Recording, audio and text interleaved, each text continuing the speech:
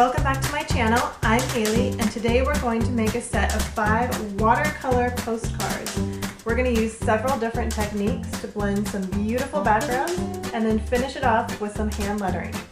Let's get started. First, supplies. You'll need a pencil, I prefer mechanical, a black ink pen.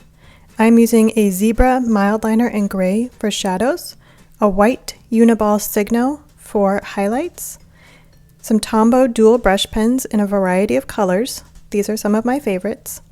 You'll also need a plastic surface. This is a laminated card or a plastic baggie, also works well. This will be for blending your colors. Today I'm using watercolor postcards. These are great because they have everything you need on the back to write a little note and pop them in the mail just as they are. But if you don't have postcards, you can also use a small piece of watercolor paper. Other supplies include an eraser, a paper towel or washcloth is great, washi tape, I'm using 2 different sizes, salt, yes, a little bit of table salt, a small bottle of water that sprays in a mist, also a water brush, a ruler can be helpful as a guide, and also rubbing alcohol. You don't need the whole bottle, just a little bit will do. You can use Q-tips or another fine mist bottle to apply it to your artwork.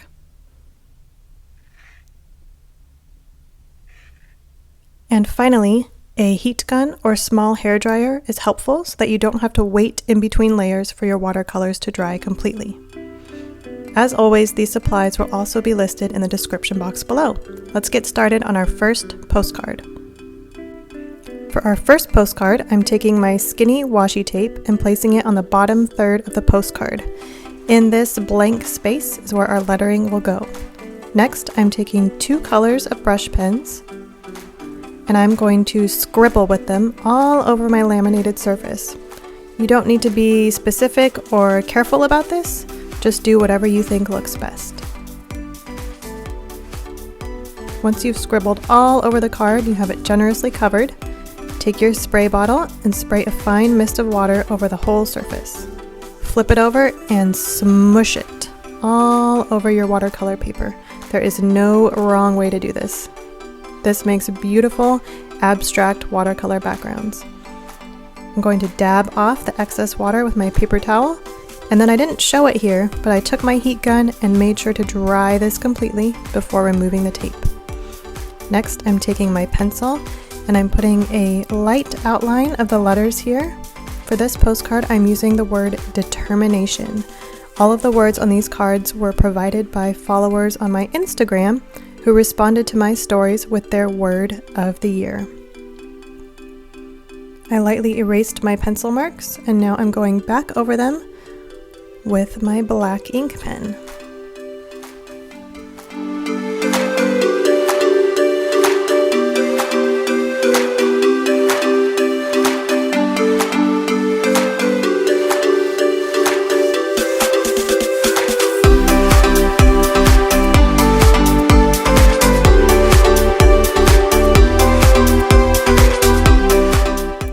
Thank you to Agnieszka on Instagram for providing her word of the year, determination. Alright, for our second postcard, I'm using my skinny washi tape again, but I'm putting it in the center of our card.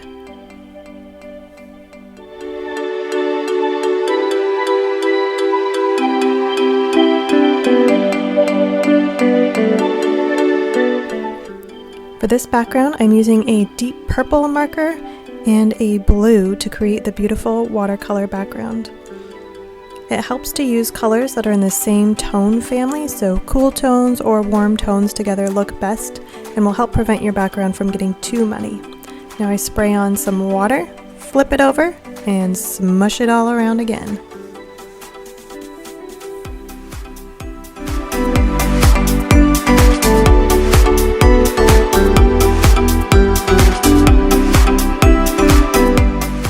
This time around, you can see me hit that background with my heat gun. You want to make sure it dries completely, Otherwise, your next layer of watercolor is going to bloom and blend into that background, which will make your lettering look a lot less crisp and pretty messy.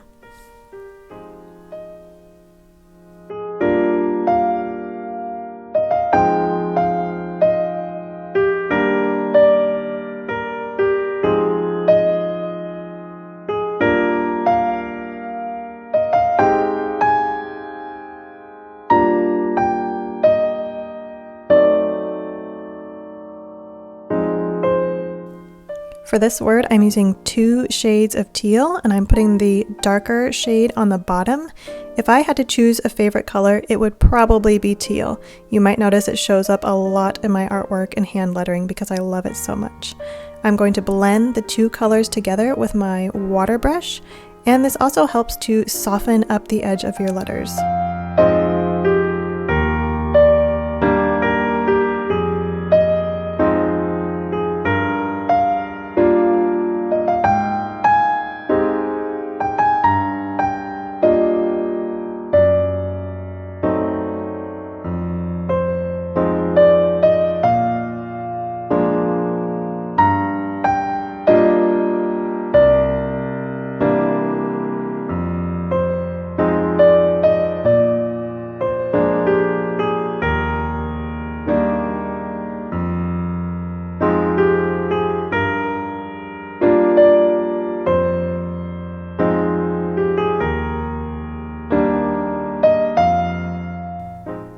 Now with our nice dry letters, we're going to take the fine tip end of our purple marker and go around the outline of each letter.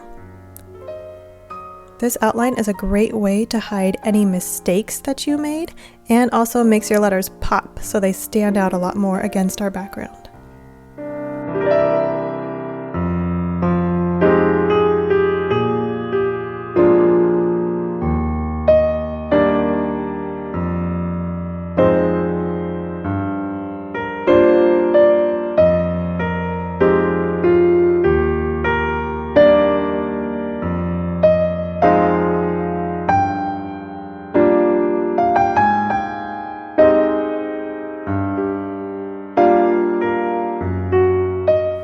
As a final touch to our postcard, I'm going to write the word prayer in cursive across the middle.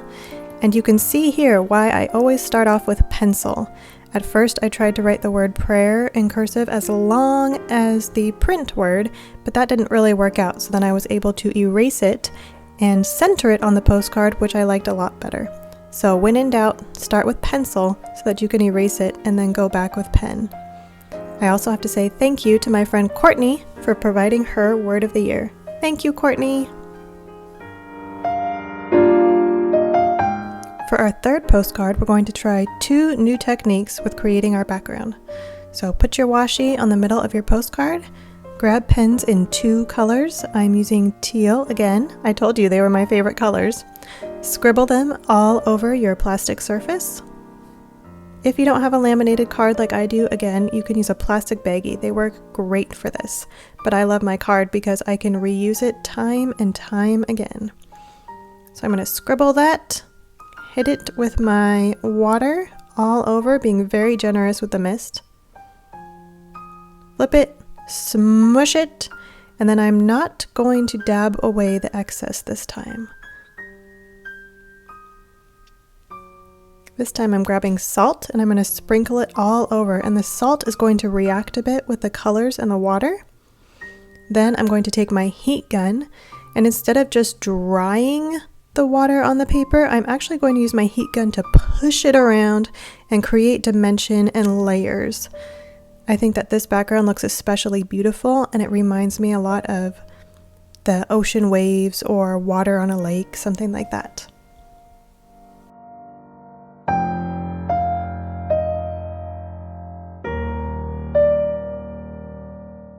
Now that I've rubbed away the excess water and salt, I can begin lettering.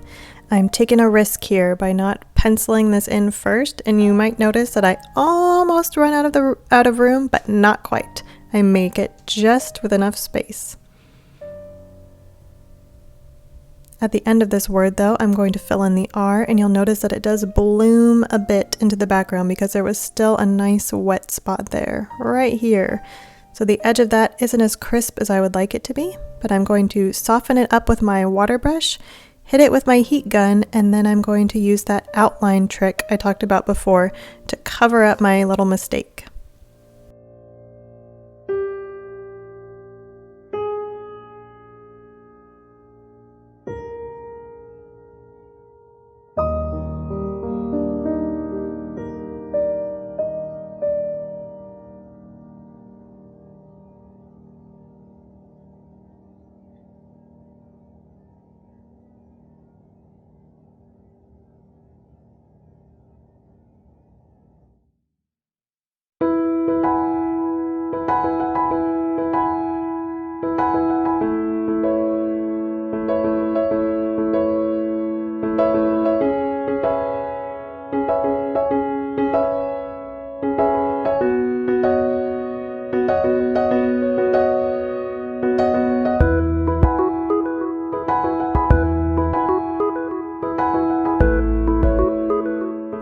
Now with this outline going around each of the letters, you really can't see that little mistake I made. It's just like Bob Ross says, there's no mistakes, right? Only happy accidents.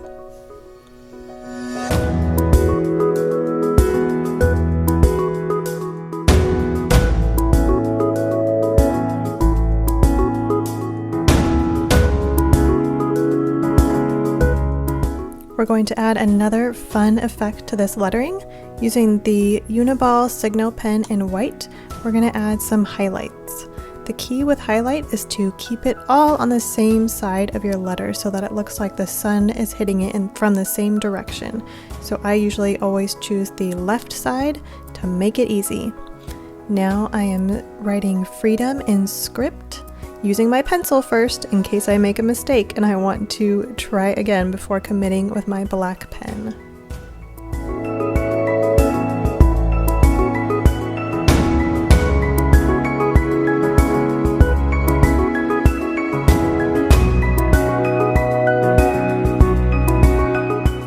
Thanks to my friend Mary at A Life Home Crafted on Instagram for sharing her word of the year, freedom. For our fourth postcard, we're finally going to use some warm colors. It's very rare that I use warm colors, but I wanted to make sure we got in some variety. So for this one, we're actually going to do more of an ombre background. So you want to put your darker layer on one half and your lighter layer on the other. So I'm starting with red and orange because I think it will create a beautiful sunset effect.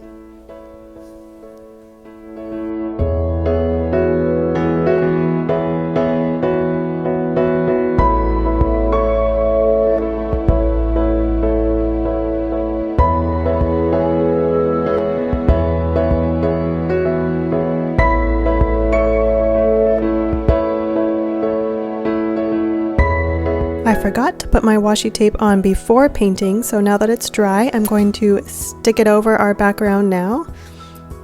No mistakes, right? Only happy accidents, and I think that doing it this way with each one different makes every postcard as unique as the person who sent me their word.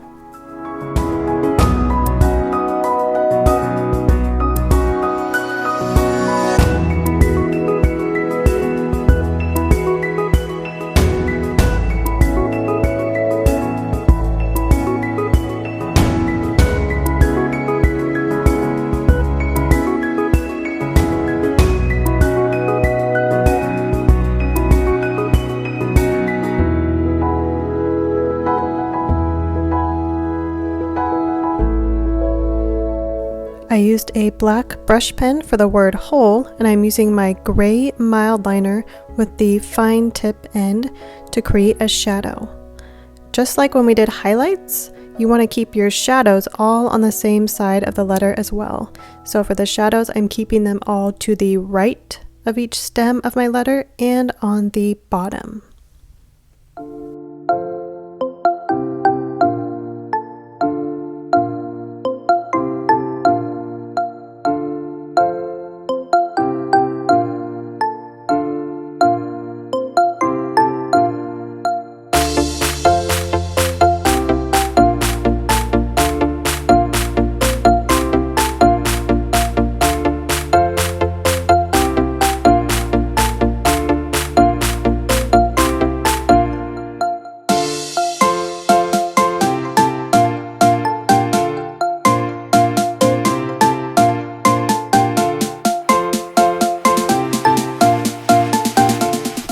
thanks to my friend Jenna for providing her word whole for this postcard.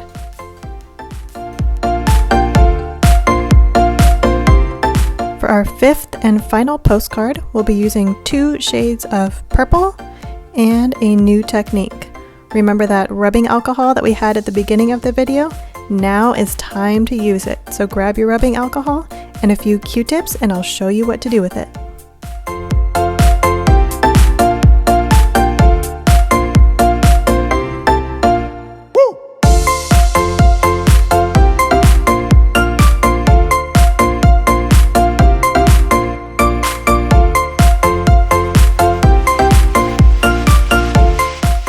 Dab off any excess water after smushing your watercolor onto the paper. Grab your alcohol, a Q-tip, and place a few drops over the background. The alcohol will disrupt the inks, creating a beautiful multi-layered effect on your backdrop.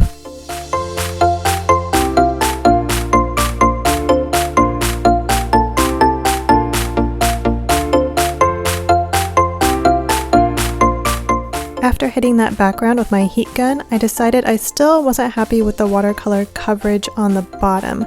So this is a good example of being able to go back in and add a little bit more to your background if needed. I blended my 2 purples on my card, used my water brush, and just spread a little bit more on the bottom to lengthen that background so it covered more of the card.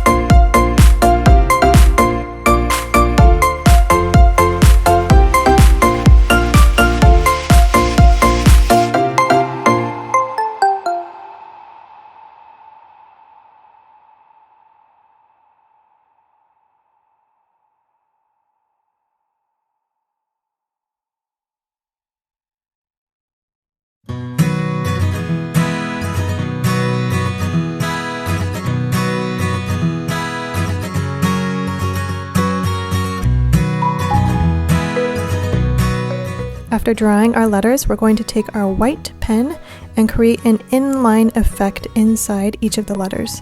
You're sort of creating the skeleton that holds up each of our bold letters for this layer. For this postcard, my friend Jessica actually submitted an entire phrase, but I boiled it down to just 2 words, which are wild heart. So I'm putting the word heart inside of wild. And you might notice that I began with the A because that is in the center of the word heart. So in order to keep it centered with wild, I decided to start with that middle letter and then work my way out. Thank you so much for watching this video. I hope that you learned something new from one of these 5 different postcards. Be sure to like and subscribe so that you don't miss any future inspiration. And if you make a postcard for someone you love, be sure to share it and tag me on Instagram at HaleyRayDesigns. I would love to see your work.